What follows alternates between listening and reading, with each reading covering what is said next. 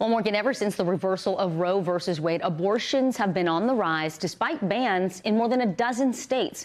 According to the research group Guttmacher Institute, there were more than 1 million abortions in the U.S. last year. That is the highest number in more than a decade. 63% of those abortions involved medication. That is a 10% increase from the previous year.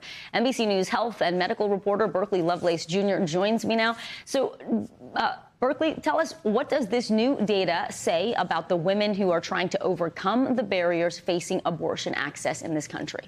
Yeah, so the research group told me that this means women are overcoming barriers to get the care that they need. At least 14 states in the U.S. have completely banned abortion, and a handful of other states have some kind of restrictions that limit access. The report actually found that the sharpest increases for abortion were in states bordering states with complete abortion bans. So that includes New Mexico, which borders Texas, and Illinois, which borders Missouri and Kentucky.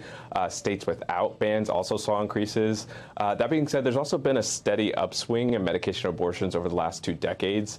Medication abortion is now the most common method for ending an early pregnancy in the United States. So experts actually weren't too stunned to see an increase in the report this year, Vicki. Okay. Well, Berkeley, next week, the Supreme Court will hear arguments in a case involving access to that abortion pill known as mifepristone. Tell us about the concerns that patients and their doctors have if the justices rule in favor of restrictions.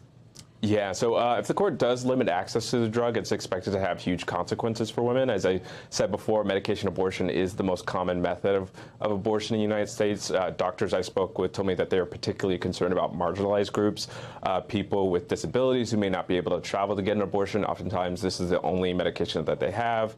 There's also concerns that this could end up creating a sort of black market for the drug, which of course comes with its own safety concerns. And then, of course, there's also this also is expected to hurt the authority of the FDA, which approved this drug all the way back in 2000. The FDA has long said that this drug is safe and effective.